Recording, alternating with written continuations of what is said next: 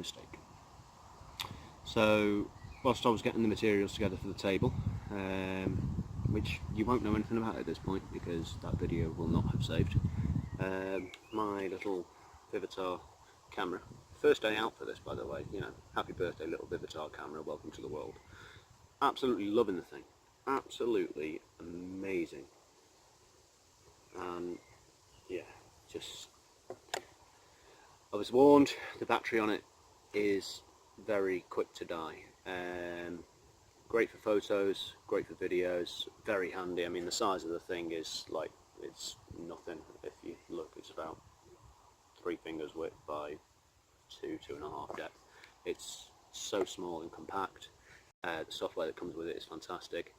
The quality, as I've seen so far in a couple of test videos that I did at home, very good quality, picks up the sound, even picks up my voice quite well, which is difficult to do with any camera or phone based microphone. But I was told you've got half hour on the battery, which is typical of the lower end of the action cameras. If you, I can't splash out £500 on a GoPro that's going to last half an hour longer. I'm still going to have the same problem. I'm going to come out here, waffle on for a bit, get on with bits and pieces. It's still going to run out on me. I think from now on, all the backgroundy stuff where I'm just getting bits done, I'll either do by time-lapse photo or with my phone camera, which is what I'm using at the moment.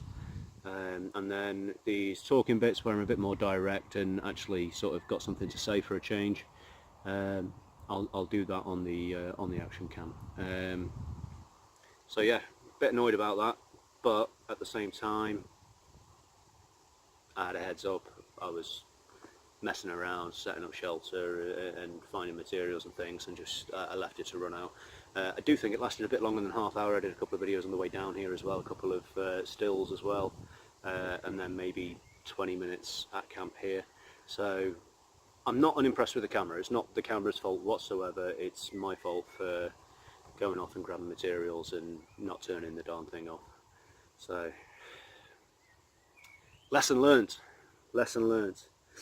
But I did get my table built. When the camera died, I was in the middle of a little snippet, basically, of me crouched over, looking like the Hunchback of Notre Dame, holding the camera at a weird angle because I didn't really have anywhere to set it down other than the ground, which was then too low.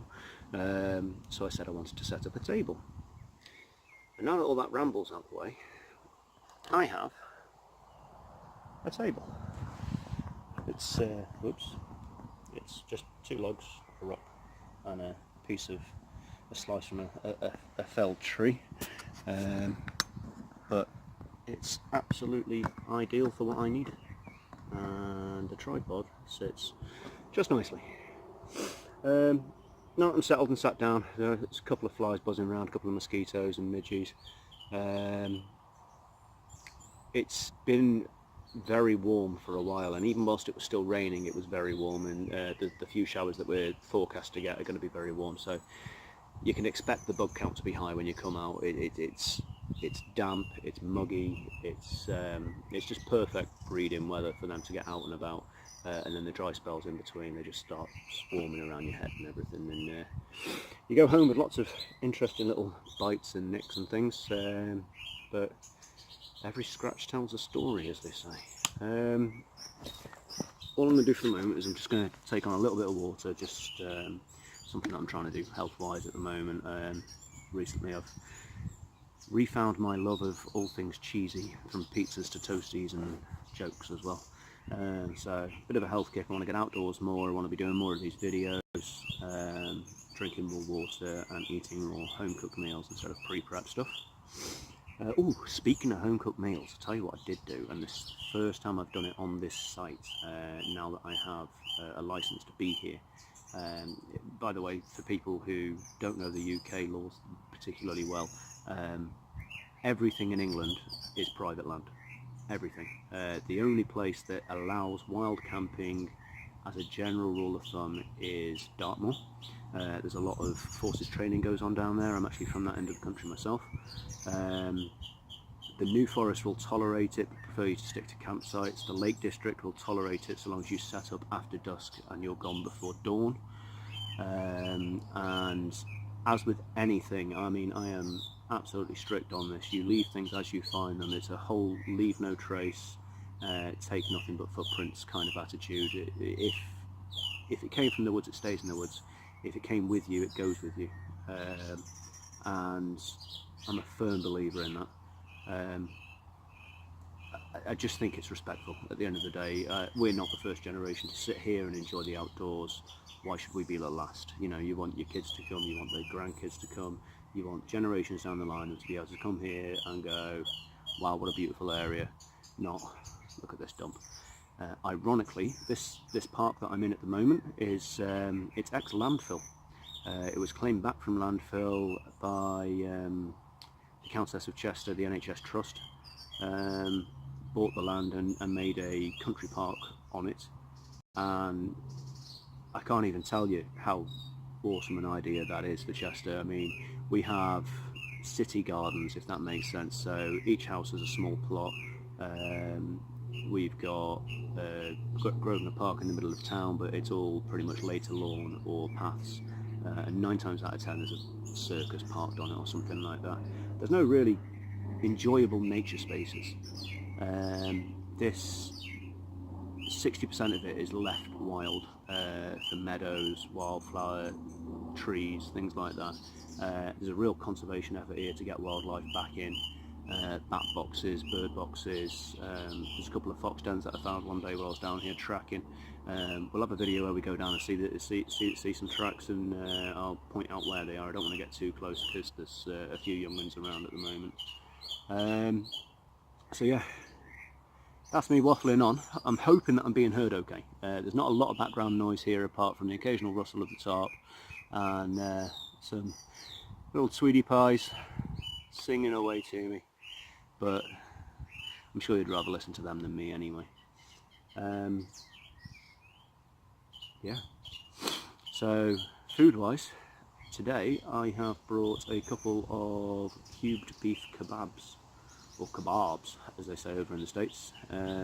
So all I'm going to do is get a little hexi stove folding grill out. I'm not going to set a campfire here. I'm not going to be staying long enough to justify A, burning the wood, and B, you know, leaving the soil warm. It's hard compact. There's no duff or anything like that that's going to catch fire. It's not so much a concern with that, but I am going to be building a more solid fire pit here anyway before the classes begin. So there's no need to, so I'm not going to. I can just use that little grill. I've got a wire rack that I'm going to prop up over the top and just do the kebabs on those. It's just for the sake of a snack while I'm out here, to be honest. I had a good lunch before I left. It's now, let's have a look. It's now 20 past 4 in the afternoon, so it's not even tea time yet. I like my food. So yeah.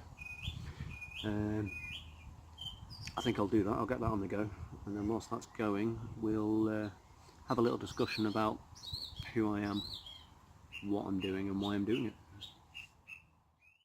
It went away, and I'm not entirely certain where it stopped recording, which sucks. Technology, man. Right, little folding stove, fuel blocks.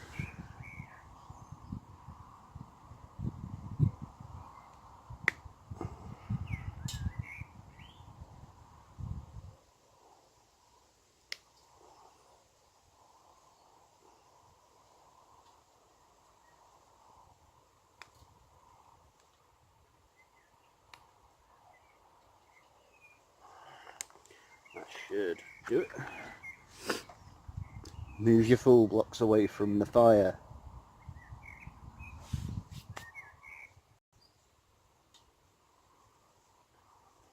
Ryan's top tip: do not burn down the woods.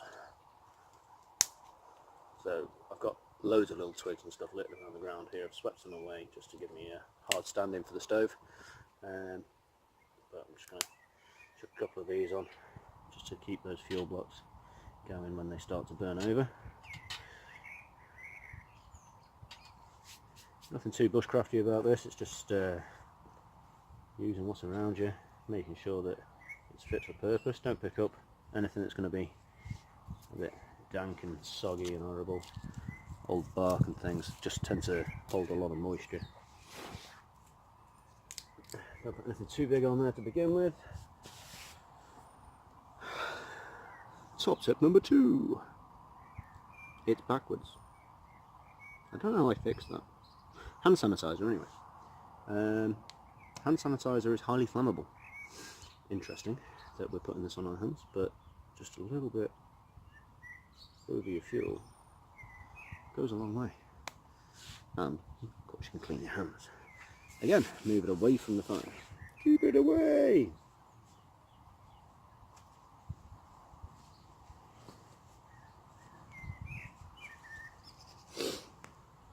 Bushcraft, carry a lighter.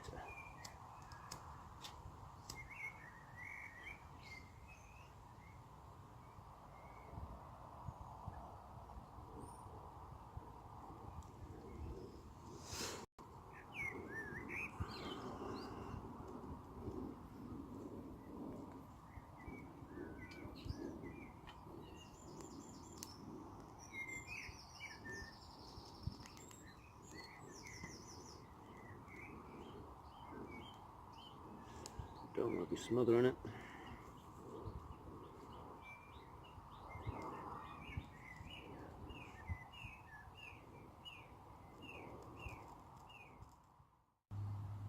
So yeah, what I love about this setup is this is just an old cooking rack. You can see that there, just rushed across the 2 sticks there. Works out nicely because there's a good heat going on that. It's not a big flame at all. It's still contained within the within the folding stove itself. If I want to get a bit more heat on that, I can actually just turn that around and lower it down into there. Gets it closer to the flames. If you're flame grilling something, or you're trying to get water to boil up that little bit quicker. But for my kebabs, yeah, 2 beef kebabs. Beautiful. Yeah, so I'm going to cook those nice and slowly. Okay. It's getting smoky. Get it smoked out. This is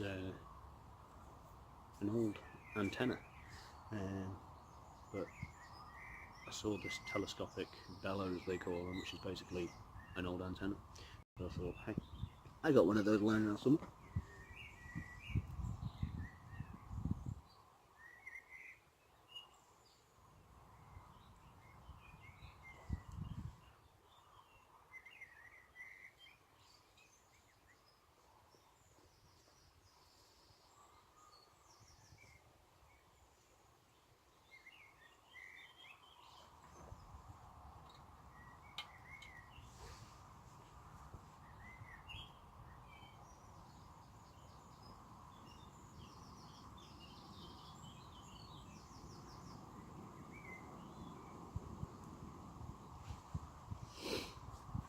Wow, that's super effective. Essentially all it is a hollow pipe. Any hollow pipe would do. Some people use copper pipe, some people go and buy specialist ones. My approach is very much budget bushcraft. If I can get something that will do the job and look after it as best I can so that it does last, it allows me to enjoy it that bit more. I don't feel guilty if something gets lost or broken or needs replacing. I mean, an old TV antenna out the shed has cost me nothing. If it snaps, I actually think I'd be pretty devastated, not because it's cost me a fortune, but just it's so effective. But if I need to go and get another one, it's pence at the most. So yeah, 5 bellows for the win. Steaks just starting to cook up nicely. Get in there. I have actually lowered the rack down just because, as I say, I'm trying to keep the flames under control, not getting too big. So lowered it down just so it's a bit closer to what heat there is. Also got a little pad of moss here that's nice and damp, but any embers or anything just come off to the side. I'm just smushing out with those. Smushing. That's a good word, smushing. Go wild with the smush.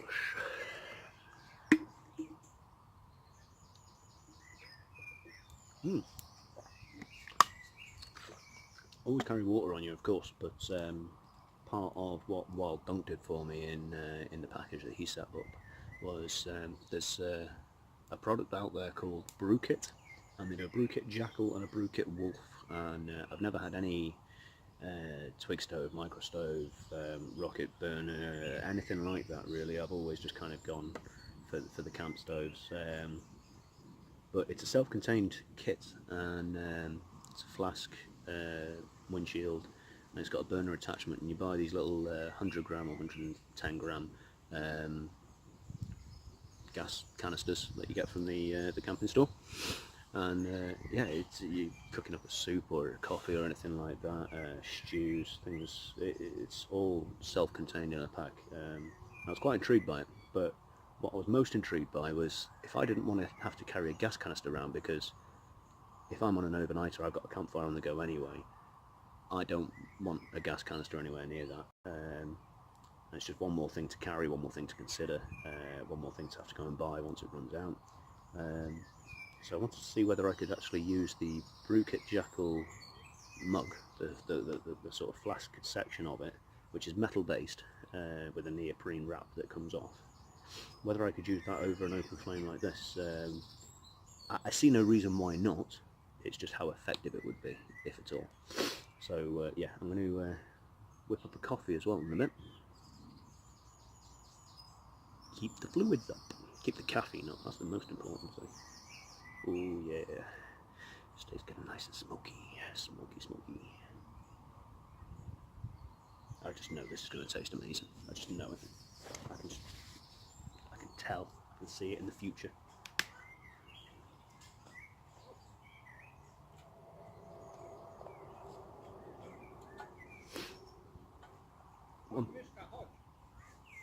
One thing I will say about cooking like this, keeping it contained, is I'm constantly having to feed it and monitor it, keeping an eye on it, which isn't a bad thing, but it's very much more of a twig stove way of cooking than a gas stove that would be more constant, or a campfire that when you've got that bed of coals there's a pretty sustainable source of heat there.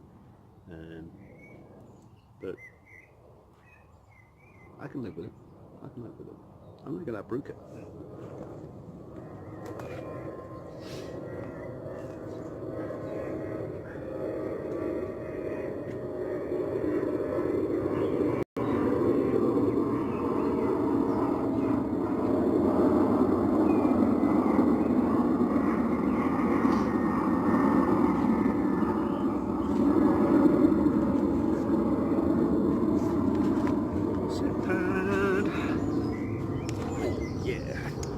Cushion bum.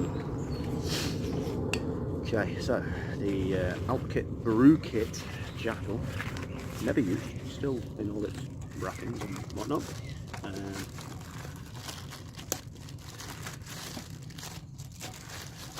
I just love this already. It just looks like something a mountaineer would take up Everest to make sure that he gets a good cup of British tea at the top. So this is pretty much a kitchen. That's what that is. It's a kitchen. So you've got a lid on there with a sip hole and a straining hole, and then you've got your gas canister attachment that screws on. This comes with its own piezo clicker, so no messing around with flint and steel or matches or anything like that. And then you've got a toggle there that turns the gas up and down.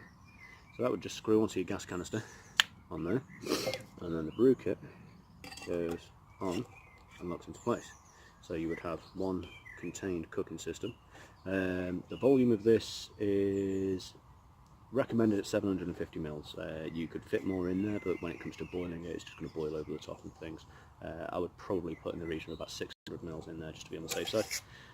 And oh, I got told about this, but I've not played with it yet. It's got a little pan holder that goes onto the gas canister section. So you take the flask off, you put your gas canister holder on the bottom of your pan, and the pan will sit nice and sturdy on top of that. So that's a nice little addition. You're not just making stews and things, you can fry up a good old English breakfast or something. Let's have a look at the steak. Steak. Get in there, peeps, it's getting there. I'm going to whip it up a little bit more, just get some more heat going through. So yeah, that's the brute kit. There's a neoprene sleeve that comes off there. So it can be washed when it gets all messy, which it will do because I'm like the world's messiest eater. I can make a mess in an empty room in a vacuum. So that's all metal. I would say it's either anodized aluminium or a very light steel. I'm going to go with aluminium. It's a little bit too light for me to want to trust, but it's good and sturdy. You're not going to crush that in your pack, so I like that. Just going to whip these flames up a little bit. Just get it smoky.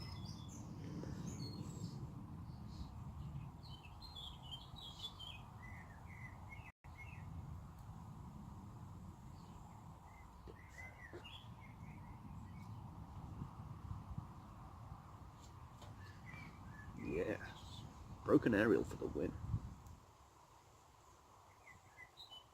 The wind's actually swirling through here. I'm in a bit of a hollow in the trees with a hedge in front of me. If the hedge wasn't there, the wind would sweep all this smoke away, but it's creating a bit of a vortex. So yeah, it doesn't really matter where I sit, I'm going to get smoked out, so we'll live with it. What to do? I'm going to make a cup of coffee, that's what I'm going to do. Brian doesn't travel without coffee, by the way. It's survival, it's not stupidity. You know, it's... Who doesn't need caffeine these days? That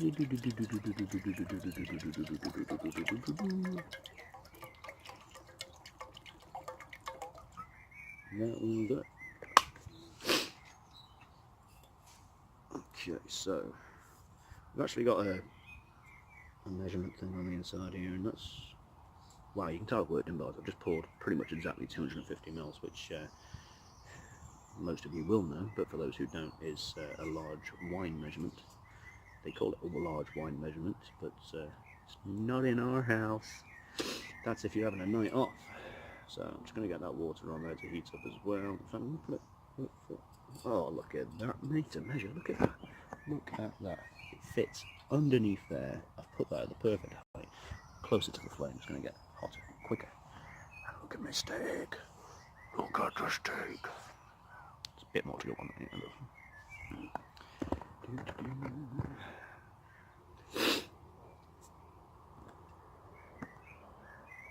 So, rub my smoky weepy eyes. So, what is GoWild? GoWild is, it's a phrase, obviously, GoWild.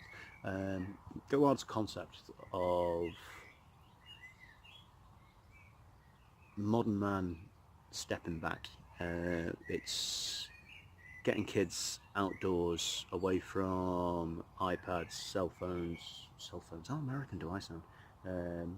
Mobiles, smartphones, tablets, the internet, TV. All of that is fantastic, and trust me, as a parent, there's a third parent in our house and it's called Samsung, but it serves its purpose and it has its place, and keeping up to date with the modern world and stuff, I would say they have become essential. That doesn't mean that they've got to become everything, and I'm sure we've all experienced a moment where we tried to get our child away from a phone or a tablet or something, or a TV program, and it's got into tensions, or the son or daughter doesn't want to leave whatever it is they're doing there. Screens are addictive. They are addictive. It's been proven. They play with all the grey stuff, and the smart people know how to say it better. But yeah, they are addictive, and I think it's important for everybody to have time away from that. Ooh, running nose because of the smoke. But not just away from screens. getting outdoors. I mean, the health benefits of just being outside and seeing what the world's made of. There's walking out your front door or going out in the back garden and seeing there's trees, and you might see a squirrel go past, and you know, leaves blowing in the wind and stuff like that, and that's all wonderful, wonderful stuff. And my favourite bit about autumn is the bracing winds and seeing all the leaves blowing around. But when you walk out your door and you start to see types of trees, squirrels, birds, bird calls, you become attuned that little bit more to it, and it calms the mind, it calms the body, and it's a completely different pace of life, particularly when you live in a city like I do. Everything's go, go, go. Sometimes you just gotta go, what time is it? I don't know. What day is it? I don't care. It can be a Monday, it can be a Sunday, it can be a Friday evening. There's no race here, nobody's monitoring the minutes going by. You relax, and that is needed for everybody, from tiny baby right the way through to somebody in their senior years. So that's why I'm doing it. I just want to promote that in the youth. Really have learned to fall in love with outdoors again, and sort of, I'm not saying don't pick up a screen, but if it's a Saturday, look for somewhere to go, look for something to do, and you haven't got to go far. I mean, I've proved that. I'd say about a third of a mile away from my house. My house is just on the edge of Chester city centre, massively built up area.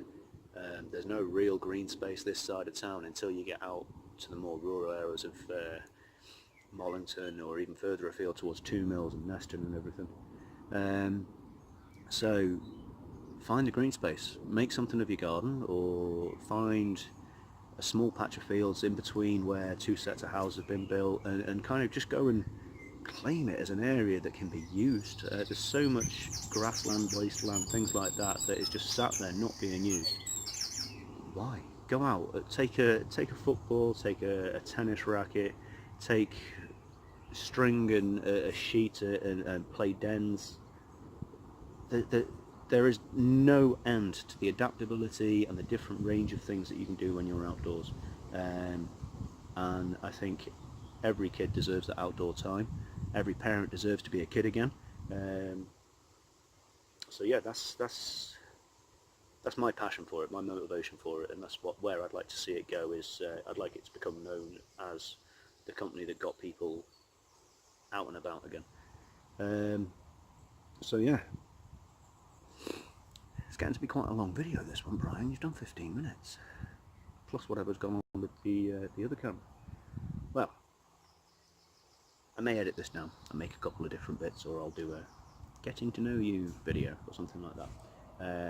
That'll contain all of the stuff.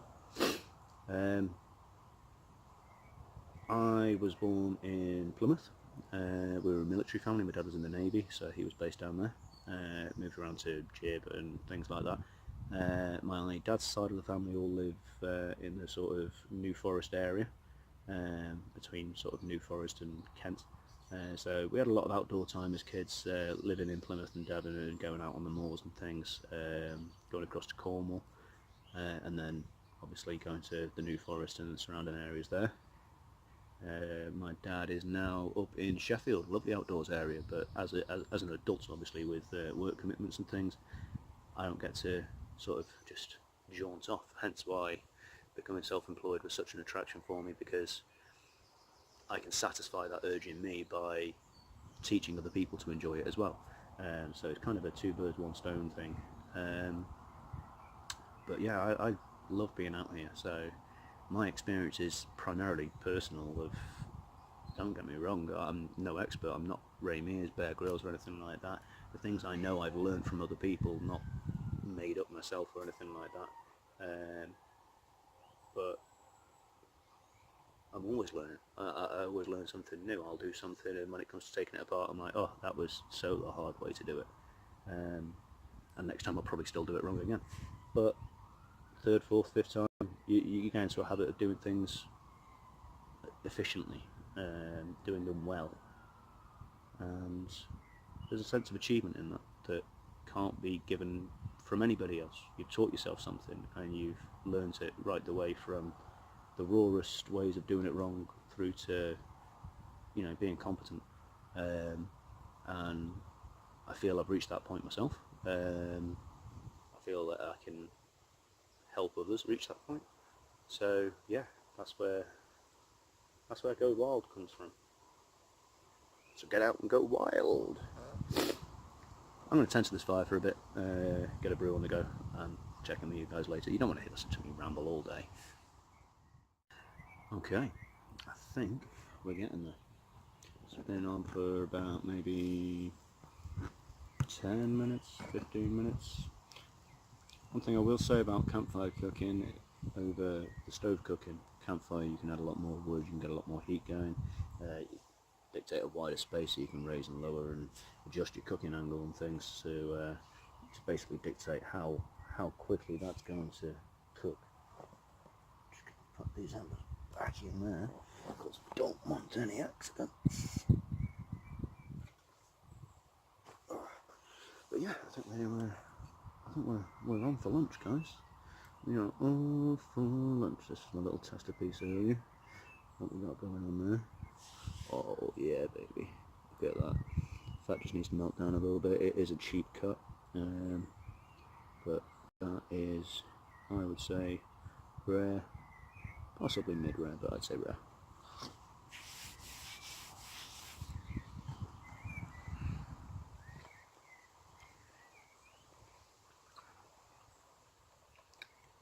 Oh, it's all there. All the flavour, everything. Absolutely amazing.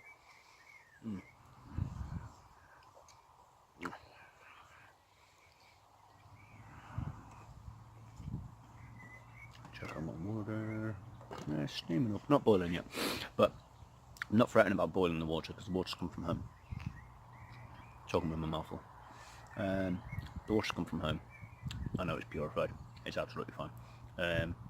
Obviously, if you're taking water from a creek or whatever, then a stream, you want to be boiling that. And I wouldn't advise you take it from a stream in a city centre, to be honest, or near any agricultural work, because there's no amount of purification or anything like that really that's going to get rid of all those pesticides, chemicals, diseases from the waste. You don't really want to be messing with that. You want to get far upstream from it.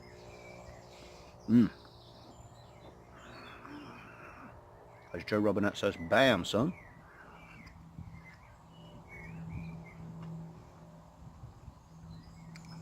Oh. So I don't eat steak very often. We don't tend to eat red meat in our house. Not for any religious or moral reasons, it's just the way it works. So when I go out to restaurants and stuff like that, I'll get a steak if I can. But this is just a nice opportunity for me to spoil myself a little bit in a place I love, eating food that I love. Yeah, gotta love it. Go wild. I'm not going to force you to watch me chow all this down because it's going to get caveman.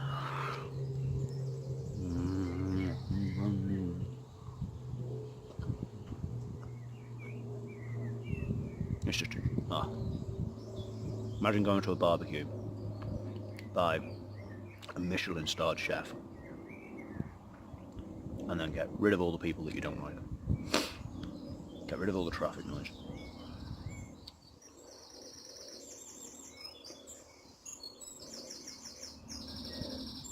Go wild. Barbecue. Yes.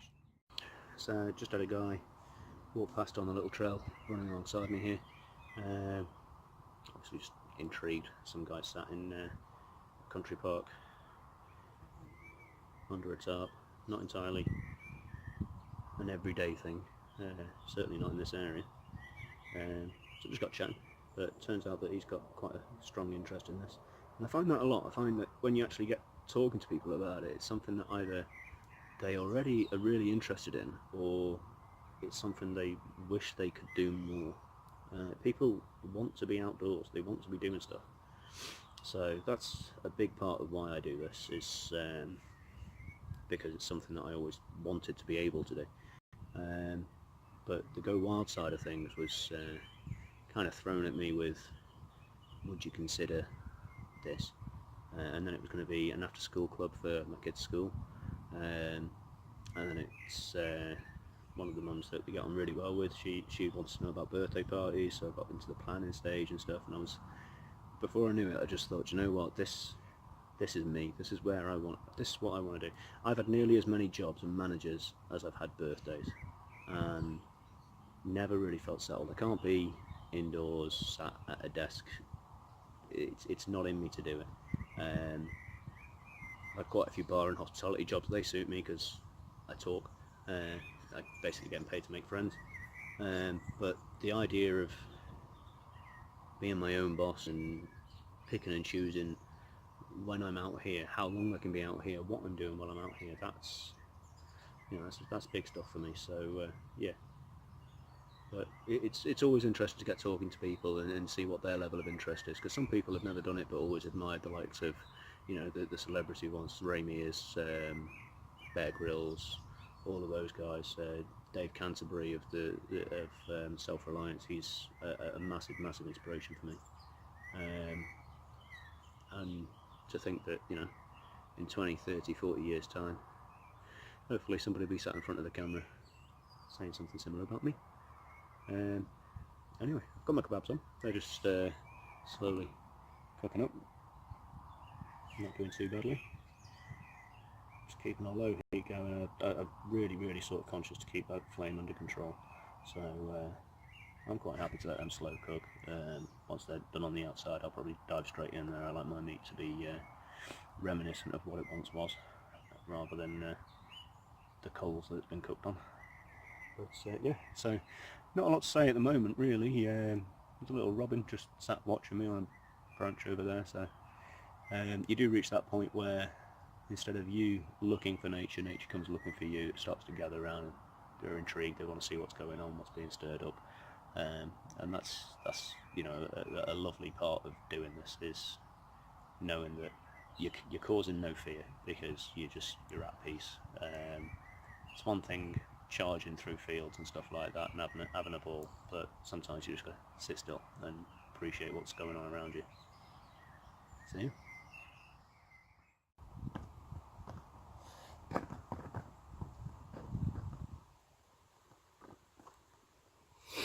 Okay, one kebab down, and my water boiled up for my coffee. Just get on there to reheat. Realised I've brought powdered coffee with me, powdered sachets, the sort of pre-prep pour in a cup stuff. I've got nothing to stir it with, so I'm just going to make up a little teaspoon.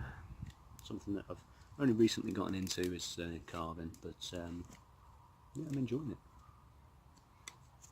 So you want to split the wood down.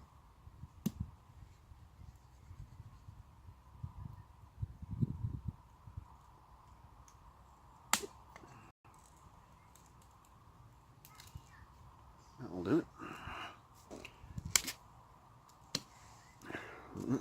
Clean it all off. That's pretty much a utensil. And I can hear little voices in the background. My son and wife are just coming down to join me now, actually. So I'm going to say hello to them and goodbye to you. Hope you've enjoyed this little video anyway. There will be more to follow. There'll be more structured. It was just kind of the first day to get out with my little action camera, and also to come and dress up this site a little bit. So yeah, I'll catch up with you all soon. Thank you. Don't forget, like, subscribe, follow. Thank you.